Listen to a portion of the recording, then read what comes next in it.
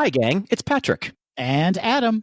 Coming up on today's episode, we celebrate America in our discussion of all things patriotic in the Disney parks. As always, we discuss the latest Disney news, and we close out the show with some quick D. All that and more on today's episode of Gays Do the D. To all who come to this happy place, welcome.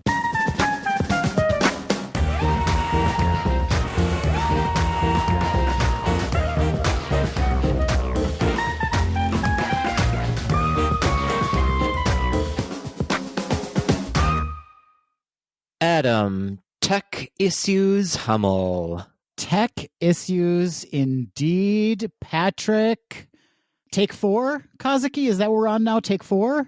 I don't know. Is it 4? Is it 4,000? Who can say? We started this journey together, Adam, 1 hour ago, and here we are at the beginning of our episode again. We have nothing to show for it, but 3 false starts, and here we go again. Yeah, who can say if anybody can hear us right now? I can hear you, so that's all that matters. In podcasting, that is all that matters, isn't it? Only if we can hear each other, no one else needs to be able to listen.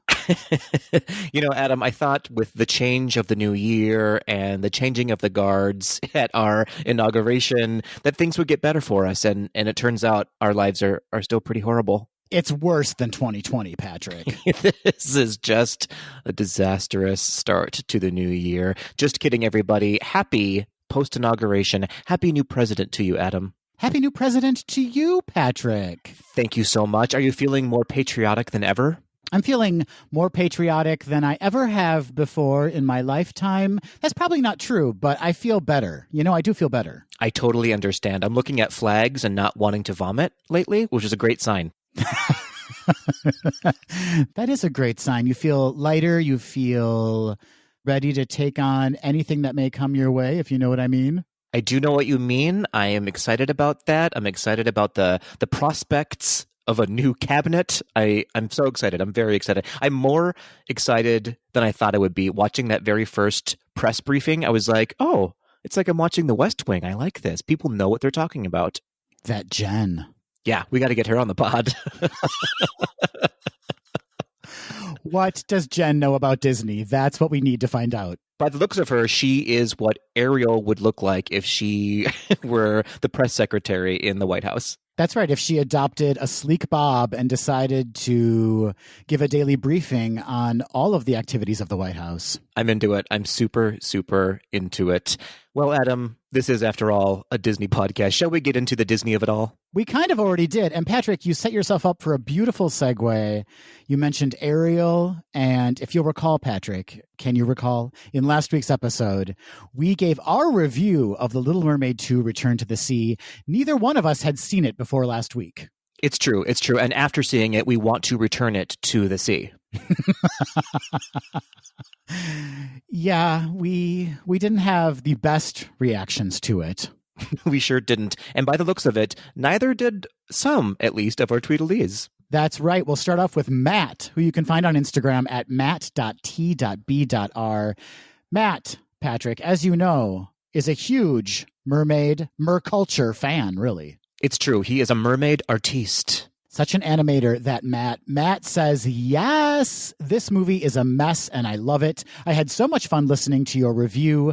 I'm not sure why Christopher Daniel Barnes didn't come back as Eric, but I've heard rumors that Disney felt his voice had changed too much since the first movie when he was 16 and instead cast him as Prince Charming in the Cinderella sequels.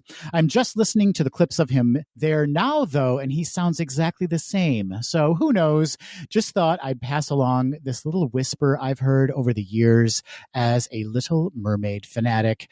Best of luck if you do The Little Mermaid 3. That movie is truly a disaster. Well, that sounds like a challenge. The Little Mermaid 3, Jen Goes to Washington. That I would watch, and I have high praise for it. I'm sure we would love it. Disney, there's an idea you have now. You can have it for free. I like it. I like it. Moving on, Adam, we have JJ on Instagram at JSquare3. JJ says, so I really dislike the Disney sequels, except for Return of Jafar, but my daughter really likes them. But Honestly, I think they're a better example for her. Melody is a much stronger character than Ariel. She shows more agency, and she is the one to defeat the villain, not a prince. I don't think that happens in a feature until Princess and the Frog.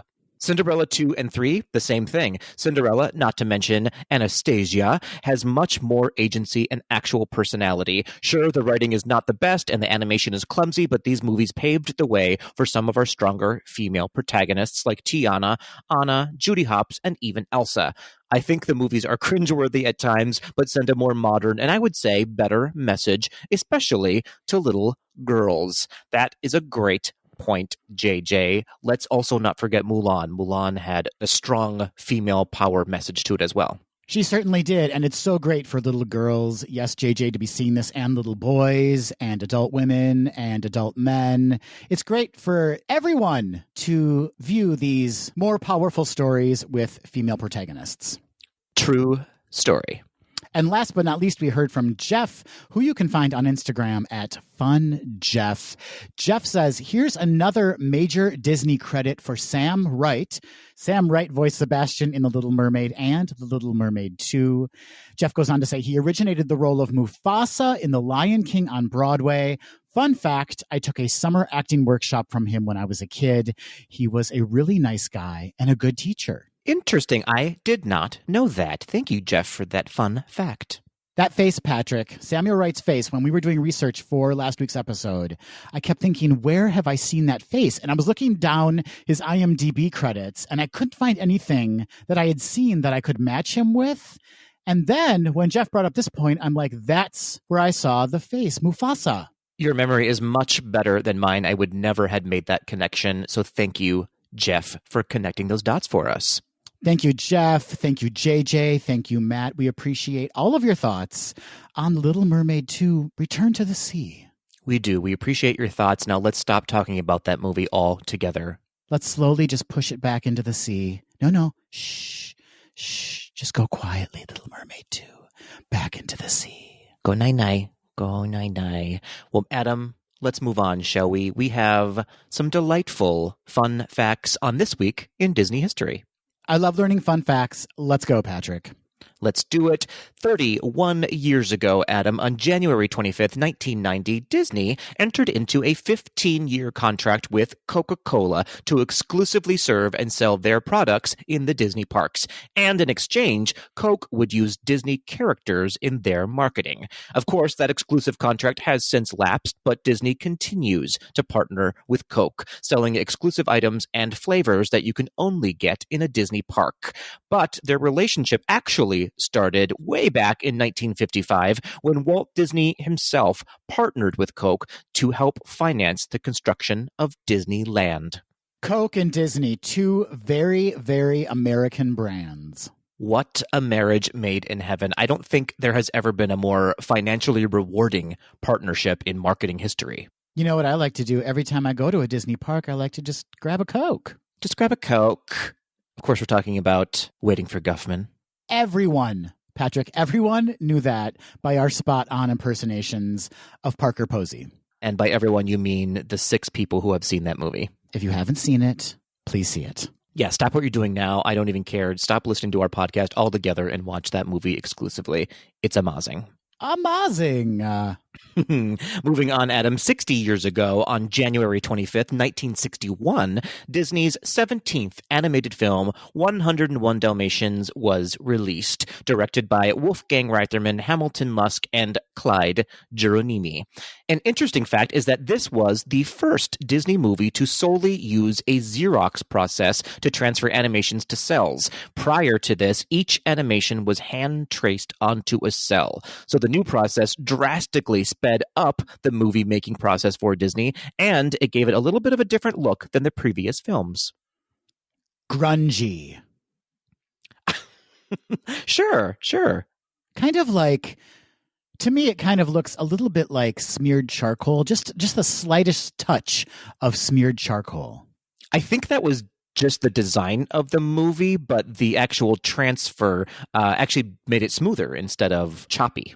I can only imagine, Patrick, what a relief that must have been for animators who were kind of working overtime to churn out Disney movies and to suddenly have this process that could make their lives that much easier. Oh, for sure. It basically cut production time in half for them. Is there a way we can apply this process to podcasting? If we stop going off on tangents, I bet we could cut it in like an eighth of the time. Well, that's not going to happen. Never, ever, ever. Moving on to our last bit of history, Adam. 119 years ago, on January 27th, 1892, Kay Kamen was born. Kay Kamen is the man responsible for the licensing and marketing plan for Disney from 1932 to 1949. His plan was to have a Disney character in every American home.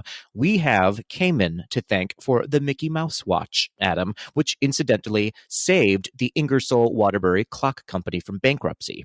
In 1934, he began circulating Mickey Mouse catalogs featuring Disney products, basically the very first Shop Disney. And when Snow White and the Seven Dwarfs came out, Kamen granted 70 licenses to corporations to produce products with likenesses from the film. He also created in-store marketing for large department stores in every major city to sell Disney products over the holidays.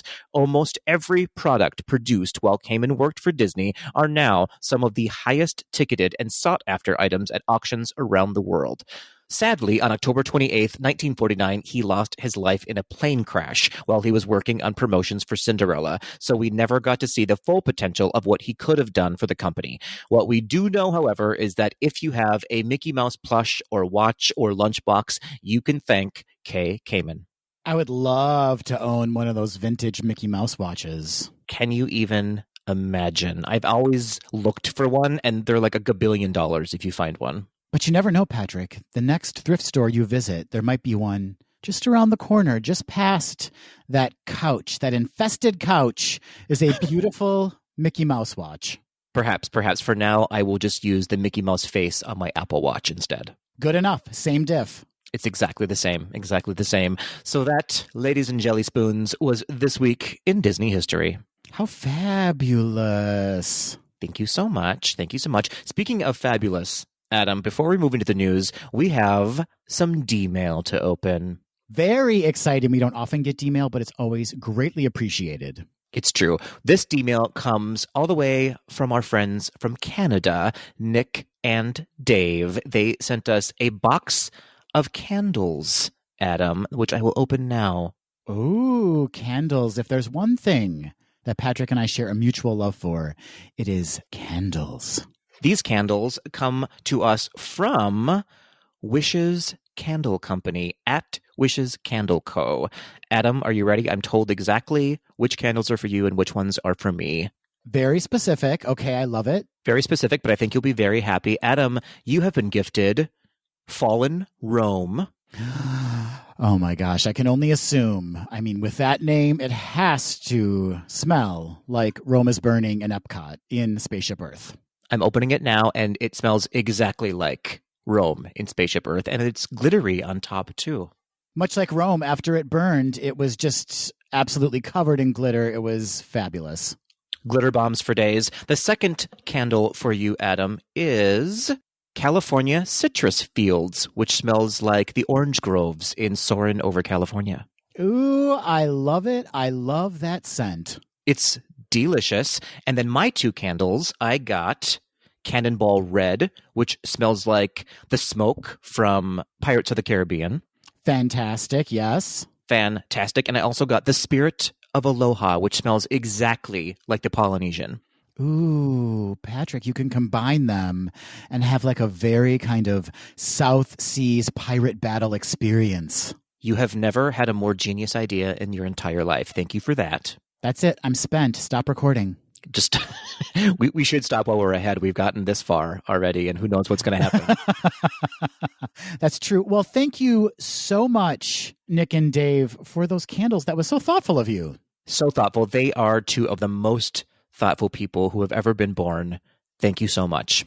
How can we return the gift, Patrick? How can we pay them back for their truly thoughtful gesture? The only thing I can think of is the greatest gift of all, Adam, and that is Disney News. That's exactly right. Disney News. Thanks, guys. Here's some Disney News for you.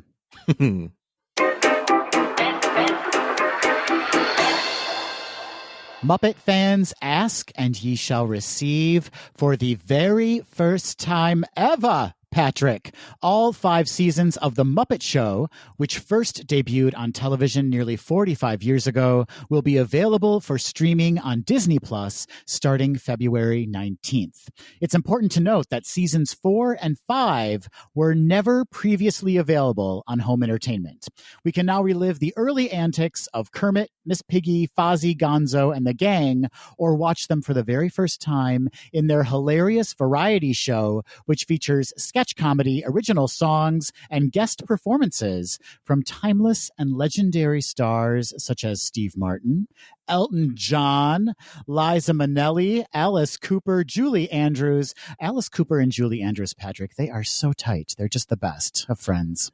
They should be. They ought to be. That would be an episode I would watch for sure. You can also watch Bernadette Peters, Diana Ross, Gladys Knight, Gene Kelly, Mark Hamill. The list goes on and on and on. There are so many stars, big stars from back in the day and even from today that appeared on that classic TV show. A quote from Kermit the Frog regarding the release of all 5 seasons, quote, "It's going to be great to welcome back longtime fans and to give a new generation of fans a chance to see how we got our start, how Miss Piggy became a star, and so much more," end quote. The Muppet Show joins an expanding number of films, animated and live-action TV series, and short-form videos, which comprise the Disney Plus Muppets collection, including Muppets Now, which premiered in 2020. I love it. This is really exciting. I can't wait to watch them. So exciting to go back and watch the gang. You know, the Muppet Show was a staple in my house when I was a kid growing up. It wasn't the first time it ran, but I believe it was on at like 6:30 p.m. just after the news had aired. It was time for the Muppet Show. It's true. It's true. I was going to say they haven't aged today, but really, if you look back, some of them have changed appearance a little bit.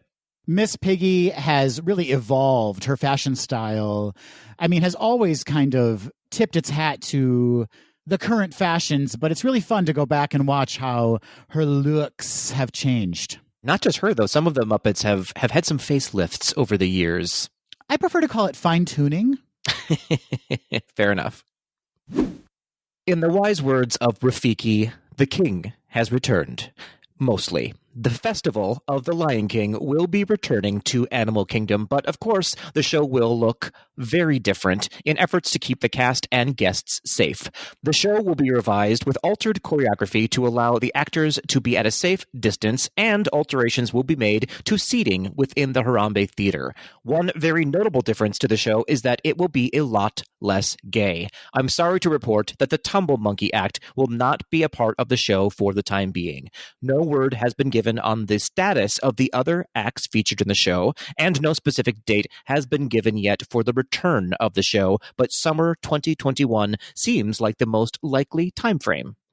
In other animal news, in October 2020, we reported on the birth of a new baby boy rhino to mother Kendi. Incidentally, Kendi and I go way back. Adam, we're old friends from when we met in 2019. And today, I'm happy to report that the blessed child is doing well and hitting all of his milestones. And he now has a name. His name was given to him by the team at Animal Kingdom to pay tribute to all the men and women around the world who have dedicated their lives to protecting rhinos. So they have given him the name Ranger. Ranger will join the rest of the crash in Animal Kingdom in a few weeks.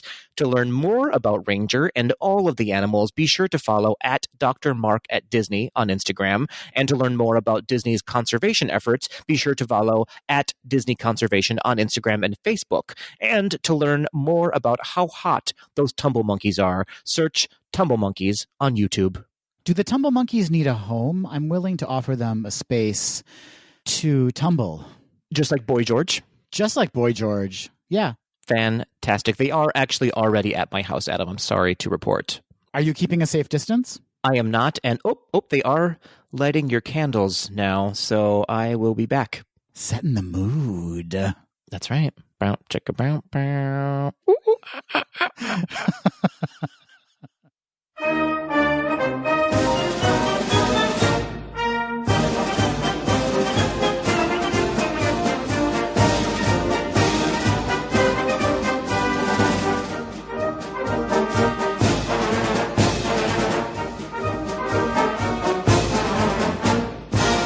Hey, Adam. Hey, Patrick. You know, as we mentioned at the top of the episode, the inauguration of Joe Biden and Vice President Kamala Harris just happened here in the United States of America. What a time to be alive. What a time indeed. And I thought to myself, Adam, let's get patriotic up in this, D. Oh, yes? Let's get those flags raised, not at half-mast, you know? Yes, let's raise those flags. That's right. I want a full salute, everybody. A full salute. Saluting now. So I thought, Adam, let's dive into some political Disney attractions and maybe a few TV shows, some things you can watch on Disney Plus to get into that patriotic mood. I love it. Loving our country, loving it all. Stars and Stripes realness here on Gaze Do the D. You know, Patrick, this choice for a feature segment was so smart, not only because it ties directly to the inauguration, which happened last week, but also because Walt Disney himself was quite a patriot. He was indeed. He was indeed. In fact, he was known in his school days, Adam, in his elementary school days, for giving great presidential speeches, specifically Abraham Lincoln's. He was serving Lincoln realness. He was indeed. Not only that, but later on in life, he actually forged his military card to change his age so he could enlist in World War I. That is a federal offense. Someone arrest that man immediately. Walt Disney belongs in jail. Oh, too bad we can't arrest him now. Just kidding. How patriotic, though. You can't really get more patriotic than that. Absolutely not. I can't even imagine wanting to join an army. I would be running the other way. Oh, dear. I will not enlist you in my battle that I'm about to start. Very smart. No, I would not serve anyone well in any kind of battle. Take note, Tweedles. I am not coming to your defense. I am running and crying. While you do that, Adam, I'm going to start talking about some delightful patriotic attractions within the Disney parks. I'll join you on that before I run away and cry. Perfect. Thank you so much. Well, let's get started, Adam. I feel like we must talk about great moments with Mr. Lincoln. The one that started it all, really. The OG Disney patriotic attraction. So to start with great moments with Mr. Lincoln, we actually have to go all the way back to the early 1950s when Walt Disney was planning Disneyland. He wanted an attraction that would pay tribute to all of the U.S. presidents that would be added into Main Street, USA. But unfortunately, the technology at the time was not where it needed to be for him to fully realize what he had in mind. That's right. Ever the innovator, Walt Disney really wanted to push the boundaries of what his theme park could be. And he wanted to create a street off of Main Street called Liberty Street. Where, Patrick? Where have we heard Liberty before in a Disney park? I can't think of it. I guess I would have to go back to our walk in the park of Liberty Square, Adam, in the Magic Kingdom. Please go back to that episode if you have not heard it. A Walk in the Park, Liberty Square was episode 32. That seems like 10 million years ago, Patrick. Everything seems like 10 million years ago today, Adam. We've been recording for 45 hours. But you're right, Patrick. Starting with this attraction, Great Moments with Mr. Lincoln, we really do you see the kernels of what's to come, and it all starts with this one attraction. That's right. It was conceived with Great Moments with Mr. Lincoln. So the Imagineers scaled back Walt Disney's idea a bit and pivoted to an attraction that would focus specifically on Abraham Lincoln, who we mentioned was specifically a hero of Walt Disney's. But as you mentioned, Patrick, the technology was really kind of being figured out at this time. They weren't quite sure how to do it. And it just so happens, Patrick, that one day, whilst the head of the 1964 New York World's Fair was touring WED Enterprises to check in on some of the attractions Disney was developing for the fair, like, say, It's a Small World, Patrick? For instance, if you will. Walt Disney showed Robert Moses, the head of the fair, the Lincoln animatronic still in development, and Moses said, you know what, I'm not even going to do the fair if I can't have Lincoln at my fair. That's exactly what he said. That was verbatim for sure. And you have to remember that this was in 1962 when he met with Disney, and the World's Fair would be held in 1964. And Disney was in the very early stages, right, of developing Great Moments with Mr. Lincoln, which was basically the first of its kind in technology. But in true Walt form, he said that they will, in fact, be ready in time, and they fast-tracked the project. Yeah, all the Imagineers were like, what? For sure, yeah. They thought they had a lot of time on their hands to perfect this, but Disney said, we're going to get it done in 2 years. Go. Sometimes that's what it takes, right? It's true. It's true. Sometimes you just need a little fire under your bum. Just that littlest fire right under your booty. So, Great Moments with Mr. Lincoln debuted in 1964 at the New York World's Fair in the Illinois Pavilion. And Patrick, it was so lifelike that National Geographic magazine called the figure, quote unquote, alarming in its realism. It is alarming. Can you imagine being a fairgoer and stopping by this attraction? You would have been amazed. Oh, for sure. Your mind would have literally exploded. So we should go back a little bit to talk about the technology that goes into creating President Abraham Lincoln. As we mentioned quite a while ago when we were doing a On the DL of Roger Broggie, who, along with Wathel Rogers, created the very first audio animatronic called Project Little Man, which was a 9-inch figure that would tap dance using this brand new technology. So using this new invention, and of course expanding upon it, Imagineers began creating a life-size version of Abe Lincoln, using hydraulic and pneumatic valves to move the different parts.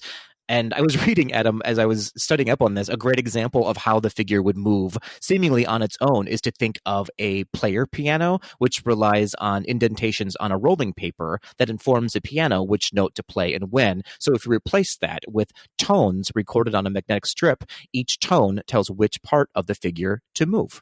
Ahead of its time. Amazingly. Or just right on its time, I guess. Right on its time. There you go. So as I said, Great Moments with Mr. Lincoln premiered at the fair. It was a huge success. It was kind of the attraction at the fair. Everybody wanted to check out Lincoln in person or in animatronic, I guess. And in 1965, after the fair, the show was moved to its current home at Disneyland Park. True story. A fun little fact, actually, when it premiered at the World's Fair, they weren't quite ready. In true Disney form, they were working up to the very last second, and when it was supposed to premiere, it wasn't working that night. So Walt canceled the premiere night and told everyone, this has to be seen in all its glory, otherwise you're not going to understand it, you're not going to appreciate it. Everyone was a little bit upset, but they came back the next day, and it was a huge success. Lincoln was sculpted by Imagineer Blaine Gibson, and we're going to be talking about Blaine later on in this episode because he did almost all of the presidents that you'll see in the Hall of Presidents. And the voice for Lincoln was provided by actor Royal Dano, who was typically known for portraying cowboys. He was in the movie Moby Dick, not a cowboy movie, but he was in the movie The Outlaw, Josie Wales, Little House on the Prairie, Gunsmoke Bonanza, and also Killer Clowns from Outer Space, which also, Patrick, not a cowboy movie. Not a cowboy movie. But Walt Disney had seen Royal on a series called Omnibus back in the day. This was long before the attraction was even being developed. And he was so impressed with Royal's performance as Lincoln that it stuck with him. And years later, he called upon Royal to provide the voice for the 16th president. Which I believe is still used today, right? They haven't re-recorded his voice, have they? They haven't, but they actually are not using the original track. They found an alternate track, cleaned it up, and that's the track that's used in today's Great Moments with Mr. Lincoln. Fascinating. So you could say that the offspring of Great Moments with Mr. Lincoln was the Hall of Presidents. Absolutely. Great Moments with Mr. Lincoln was really the attraction that started it all. Which then pivots us right into the Hall of Presidents, Adam, which was the attraction that Walt Disney was dreaming of long ago, but tragically never actually got to see come to fruition. It opened in Disney World on opening day on October 1st, 1971. There's some striking similarities between Great Moments with Mr. Lincoln and the Hall of Presidents, but there are some notable differences as well, aside from the technological advancements that had been made. The show is approximately 25 minutes long, and it runs continuously throughout the day. There's a grand proscenium and 3 massive digital projection screens, and the show features an original film that tells the dramatic story of the nation's founding. So much drama. So much drama. We get to learn about the formation of our Constitution. We get to learn about the struggles along the way in creating the Constitution. We get to learn about the American Revolutionary War and the Civil War. And then the film is followed by a stage presentation of all the presidents in audio animatronic form and features speeches from Lincoln, Washington, and the incumbent president of the United States. The Lincoln portion is where Great Moments with Mr. Lincoln and the Hall of Presidents are very similar. In fact, there's very little difference between those two portions, with the exception of the fact that the audio animatronic in Hall of Presidents is much more advanced than the audio animatronic in Great Moments with Mr. Lincoln.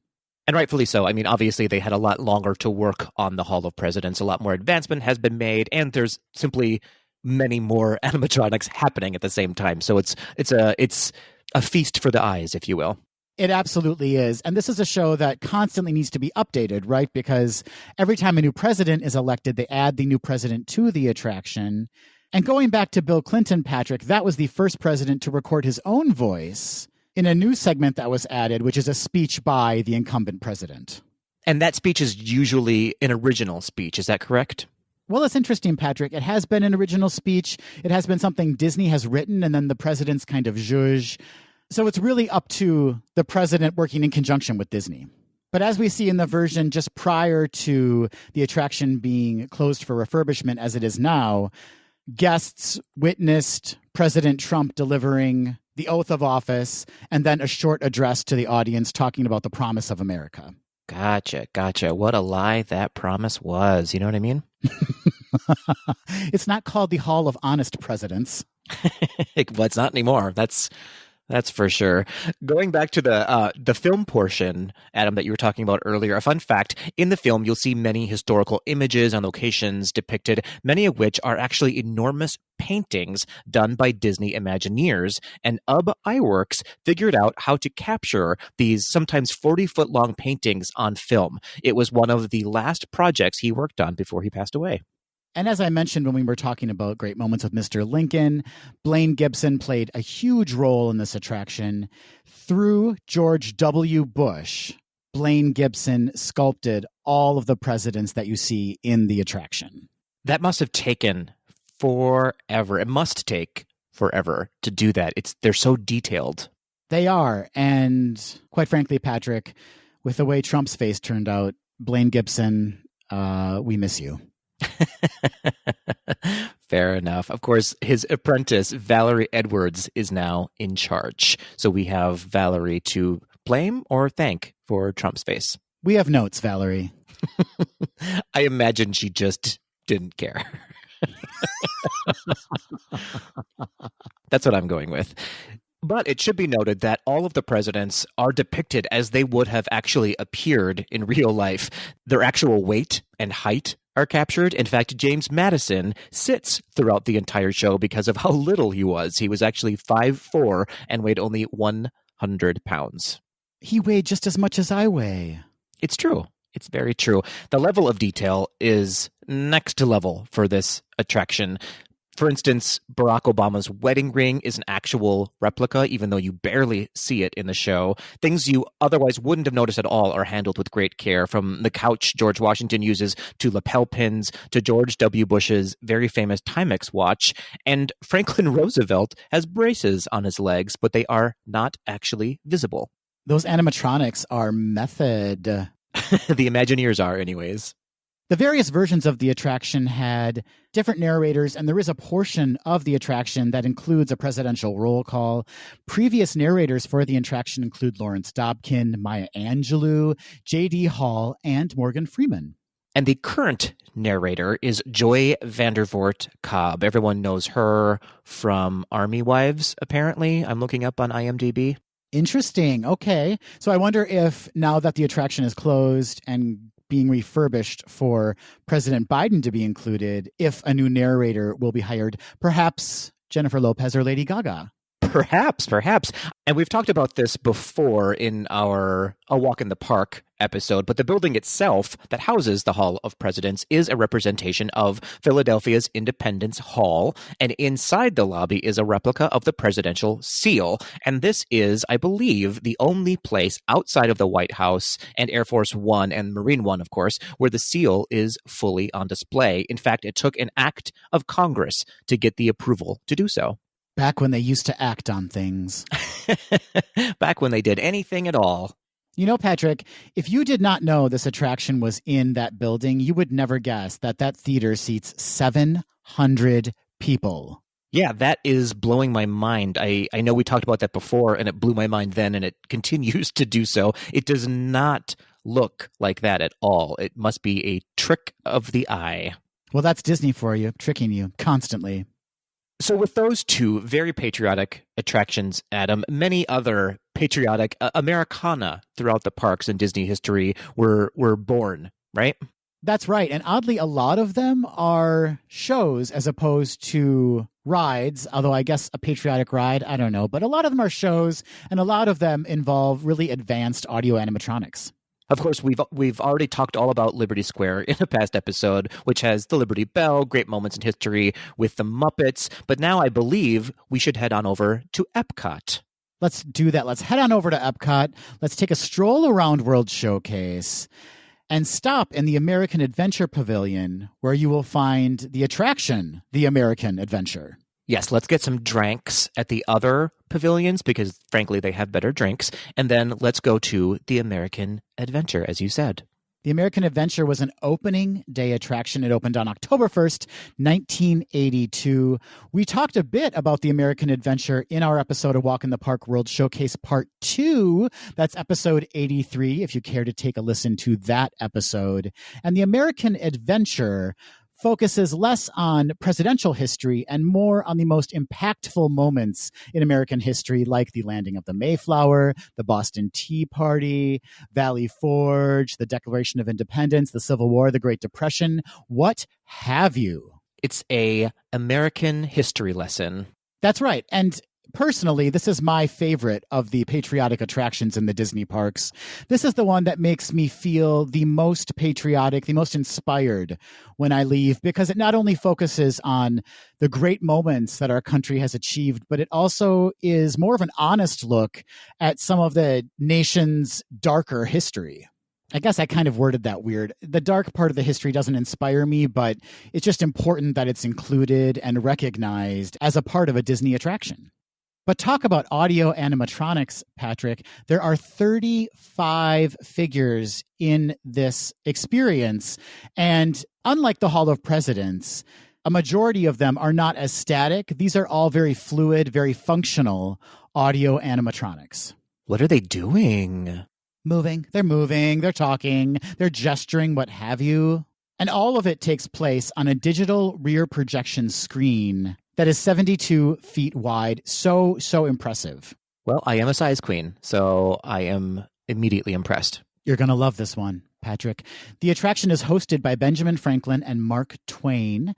As we mentioned in our Walk in the Park episode, Benjamin Franklin was voiced by Dallas McKennon, and John Anderson voiced Mark Twain. Dallas McKennon can be heard in such movies as Lady and the Tramp, Sleeping Beauty, 101 Dalmatians, Mary Poppins, and Bedknobs and Broomsticks. He also provided the voices for many Disney attractions, such as the very famous, the iconic Big Thunder Mountain Railroad safety spiel. You hear that every time you board those trains. And he also voices Zeke in the Country Bear Jamboree. And then John Anderson, who voices Mark Twain in the show, also voices Franklin D. Roosevelt in The American Adventure. John Anderson appeared in Alfred Hitchcock's Psycho, and he appeared in numerous television series in the 60s, 70s, and 80s. And Patrick, here's a fun little fact for you. Can you tell me what very famous Disney Imagineer, newly retired Disney Imagineer, voices Alexander Graham Bell in the attraction? I was told I was going to be given a fact, not a question, so I do not know the answer. Joe Rohde, believe it or not. The American Adventure was one of his very first attractions that he worked on while working for Walt Disney Imagineering, and he just happens to provide the voice for Alexander Graham Bell. Well, he will never leave us then. Other famous historical figures featured in the attraction are Susan B. Anthony, Frederick Douglass, Thomas Jefferson, Chief Joseph, and Teddy Roosevelt. This attraction is so complex. It took Disney Imagineers 5 years to complete.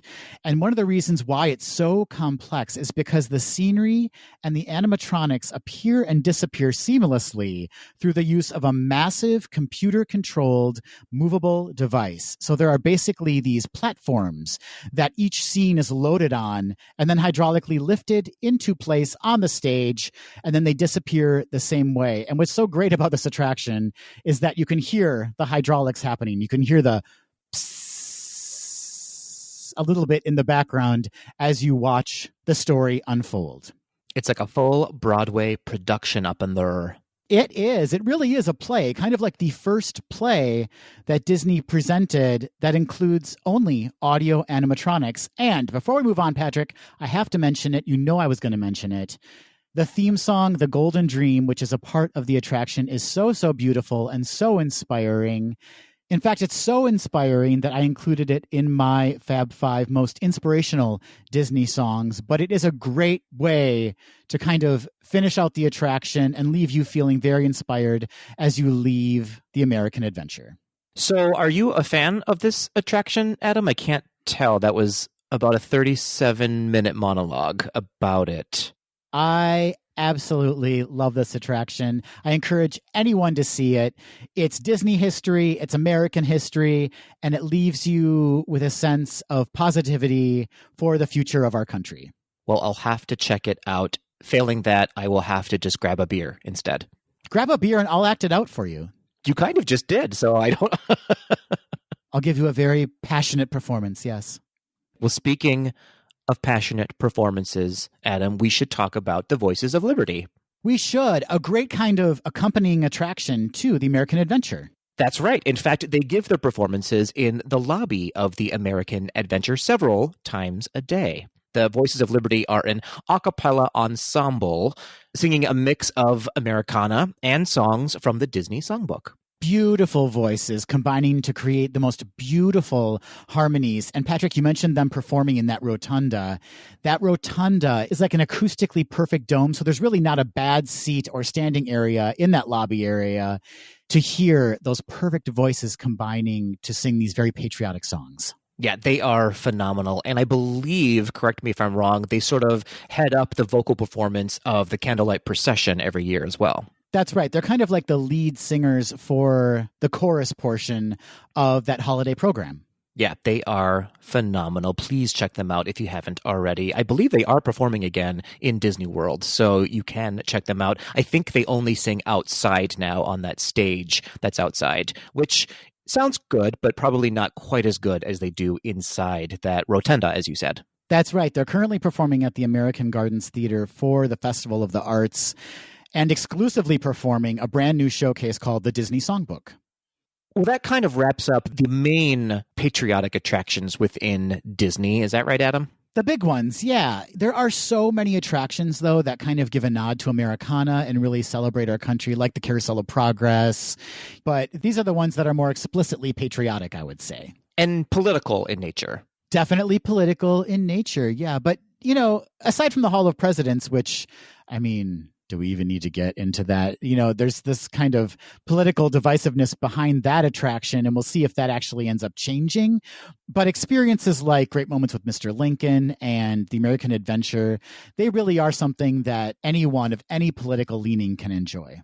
For sure. Yeah, I definitely didn't mean like they were political in that they were going to ask you to vote afterwards, but they do give a look inside American politics, for sure. What if you could vote, though? What if your polling station was the Hall of Presidents? Listen, I would be for it. Everyone should be registered to vote. They should have a registration station at that attraction.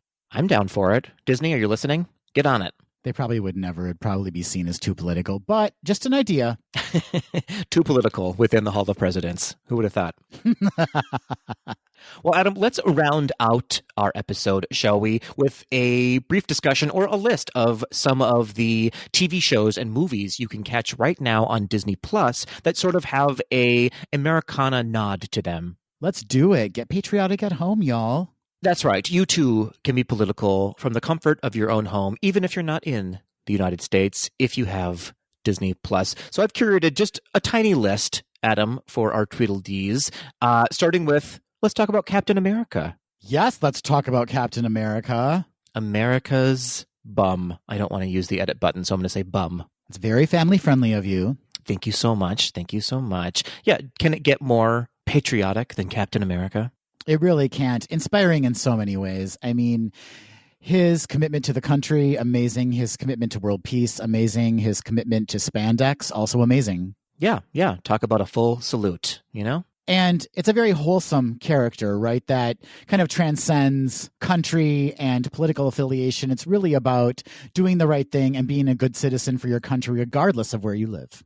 That's right. Captain America puts the whole in wholesome, you know? Just keep them coming, Patrick. Oh, I'll keep them coming. You know what I'm saying? Moving on, Adam, let's talk about Hamilton on Disney Plus. Hamilton. Acquired by Disney for Disney Plus. Very smart on Disney's part. This is an excellent addition to the list, Patrick. It's such a history lesson for sure. I don't know if you play this game on your phone. I am addicted to Trivia Crack, the trivia game on my iPhone. And more often than not, when it's a history question, I can almost always answer it because of Hamilton. I can't say I played Trivia Crack yet. I'm certainly going to check it out now that you mention it. But yeah, I mean, Hamilton, aside from being a history lesson, is a great amount of entertainment, right? And the great thing about Hamilton is the way it presents history is far more palatable, I would say, to modern audiences. So it's a great kind of jumping off point where if there is a character that is really intriguing to you, or if there's a historical moment referenced in that show, you can then head on over to the history books and check out what actually happened and how it actually unfolded in developing our country. Or just keep listening to Hamilton. You know, the choice is yours. On the opposite end of history, we have the future, Adam, and I'm talking about Diary of a Future President on Disney Plus. Have you seen this show yet? I have not seen this show. It is absolutely fantastic. It's told through narration, kind of like the Wonder Years, from the point of view of the first Cuban-American woman as president, Elena, who is flashing back to her 12-year-old self through her diary, and it uncovers her journey to becoming the president. It is absolutely outstanding. I recommend it to everybody. I can't wait to check it out. You know, as we witnessed in this last week, it's so important for kids, for the next generations to see that anything is achievable. You know, we just saw that with Kamala Harris and how she's inspiring millions of little girls of various ethnicities to realize that they can truly rise to the top and become very influential in our country. And so this is a great premise for a show to inspire future generations. That's right. It's very, if you can see it, you can be it. I love that. So snappy. Put it on a t-shirt now. Selling it on TeePublic immediately. I'm buying it. I'm turning it into a belly tee. I'm wearing it to the parks. What else do you have for me? Upsetting. That was upsetting. Also, Adam, people should check out the documentary America's Heart and Soul. Have you seen this one? I have not. Do you have Disney Plus, Adam? I do, but it's only reserved for High School Musical. Fair enough. This is a movie about a documentary filmmaker who traveled the country collecting stories from different towns all over the United States. It's really, really lovely. It's a bit dated, though. It is from 2004, so take that into account. But it's heartwarming, it's relaxing, it's lovely. I recommend you check that out. Are we there? We're there that 2004 is dated? Oh, God. Very, very dated. 2014 is dated even. What does that make me? 1,000 years old. Accurate. And last but not least, Adam, I want to leave you with a little Nicolas Cage for your nerves. I'm talking about National Treasure. This is exactly where I hoped this segment would go. It always should, don't you think? It should always end with some Cage. Oh, boy. You've seen this movie, yes? I've seen the first one. I have to admit, I have seen it, yes. Good. You've seen that, but you have not seen America's Heart and Soul or Diary of a Future President. I see where your taste level is at. It's Nicolas Cage, Patrick. America's Treasure. This is a highly entertaining movie, kind of like an Indiana Jones meets 1776. Sure. Yeah. Fair enough. Only a lot less accurate. There's really nothing musical or anything 1776 about it, aside from the Declaration of Independence. There you go. It's a little bit Da Vinci Code, maybe. There you go. Indiana Jones meets Da Vinci Code, meets... Little Shop of Horrors. Meets... Legally Blonde the musical. I think that pretty much sums up National Treasure. What a treasure. What a treasure trove we found. So that, Adam, is just a small list of some Disney Americana that I've curated for you and our Tweedledees. Well, I have a lot of things on my watch list. You sure do. Over 75% of Disney Plus is on your watch list. And speaking of things to watch, as I was doing research for this segment, I came across a couple of YouTube videos that were really fascinating. Please share them with us. The first is Disneyland Goes to the New York World's Fair Part 2. You can find it on YouTube. And it talks a lot about the development of Great Moments with Mr. Lincoln. Really interesting. I also wanted to share Backstage Disney, The American Adventure, which goes into great detail about the development of the American Adventure at Epcot. Check out both of these YouTube videos when you have the time. It gives you great insight into the amount of work that went into not only developing the Great Moments with Mr. Lincoln, but also the American Adventure.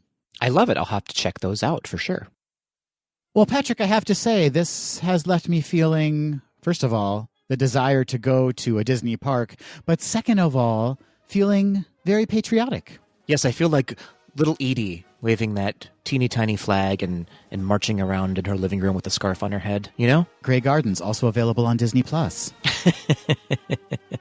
This was a very patriotic episode, Adam. If you weren't feeling in the political mood, you certainly are now. And since you are now in that political mood, Tweedles, reach out to us and let us know what attractions and what series or films on Disney Plus leave you feeling extra patriotic. You can reach out to us on social media. That's Facebook, Instagram, and Twitter at GDTD Podcast.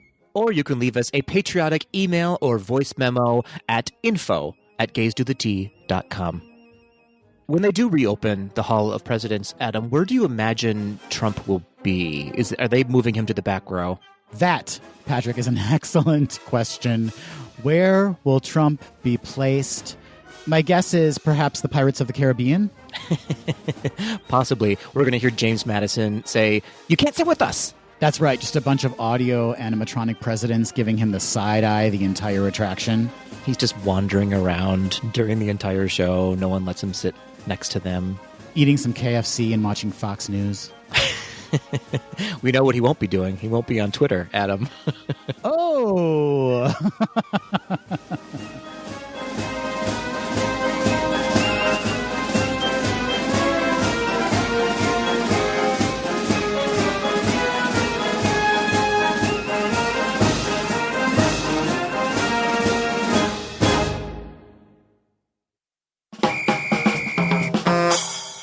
Hey, Patrick. Hey,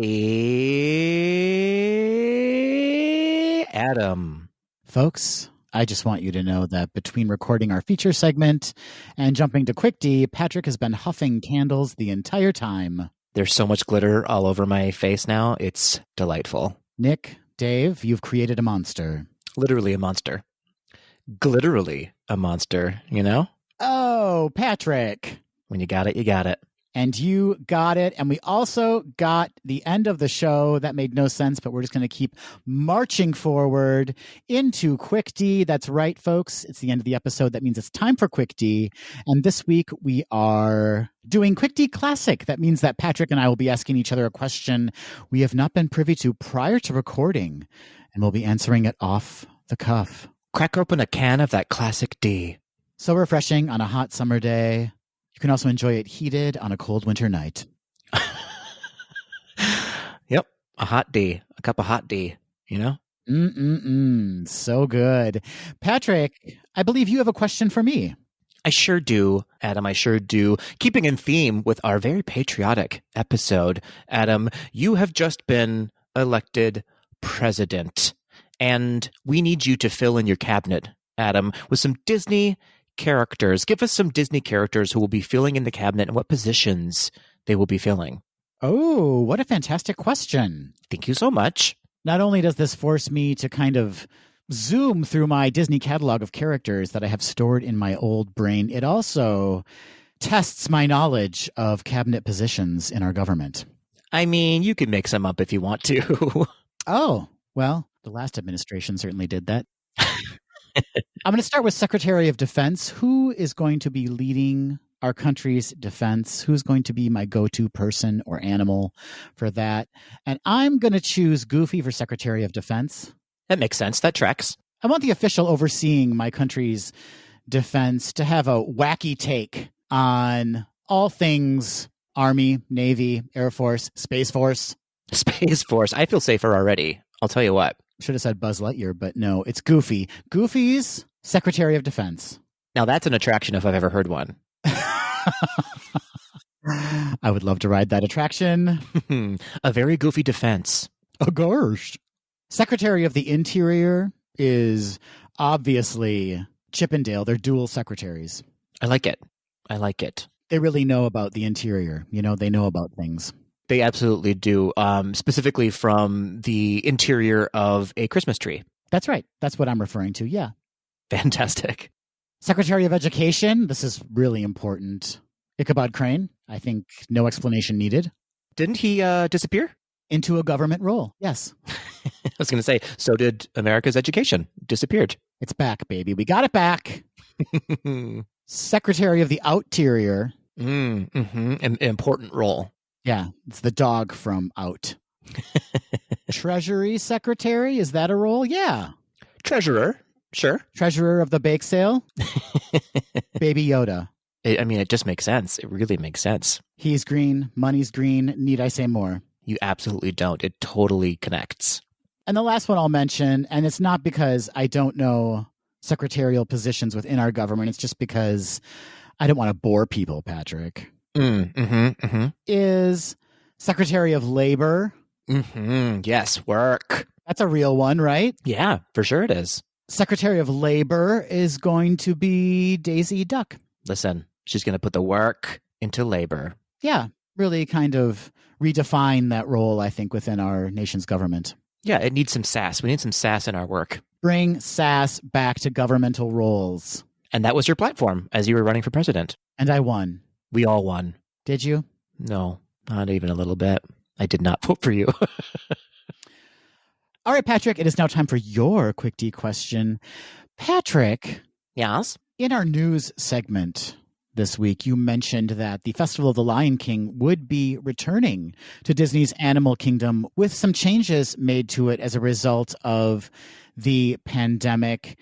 But you know, Patrick, Disney will take the opportunity to make some additional changes or enhancements to the Festival of the Lion King. What else is Disney going to enhance or change or wow us with when the Festival of the Lion King returns? Ooh, I've been wanting to update the Festival of the Lion King. So now's my time to shine. It's all you talk about. I don't know if it's all I talk about, but I have mentioned it a few times before. Adam, they're adding an ice rink. Unexpected. Consider me wowed. An ice rink in Africa. Yes, absolutely. Triple Lutzes for days. Tara Lipinski is going to make an appearance. A Nancy Kerrigan, Tanya Harding situation is going to happen with some of those flying birds and a giraffe, maybe. Who can say? Wow. I can already see those fast passes being gobbled up for this, knowing that Nancy and Tanya are going to face off once again. And that leads me to another change. The fast passes are actually edible this time around. A show and a snack. A show and a snack. Come for the skating, stay for the snack. And also those tumble monkeys are actually going to be your seatmates from now on. Your seatmates, you say? Seatmates, indeed. That means you're going to be sitting on the lap of a tumble monkey. Those muscular, acrobatic legs. Those tree trunks of legs, and that tail. You never know where it's going to go. You know what I mean? Careful where you sit. Sitting on that tail, that would be an unexpected enhancement.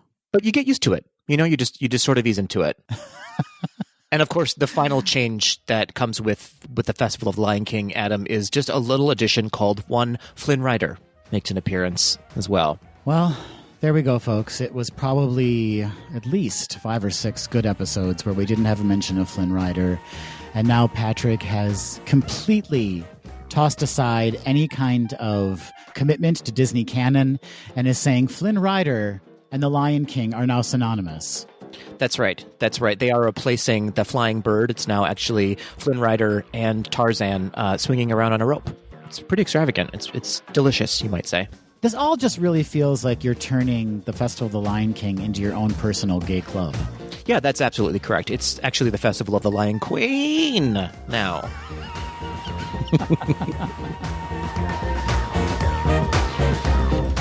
That will do it for this episode of Gays Do the D. Thanks for listening. To become a patron of the podcast, visit our website at gaysdothed.com/donate. For a donation of any amount, you can receive exclusive Gays Do the D content and help us continue to bring you the very best Disney news and discussion. Continue the conversation after this episode on Facebook, Instagram, and Twitter at GDTD Podcast. Submit your questions or show ideas to info@gaysdothed.com. Have a great week, everybody. See ya real soon.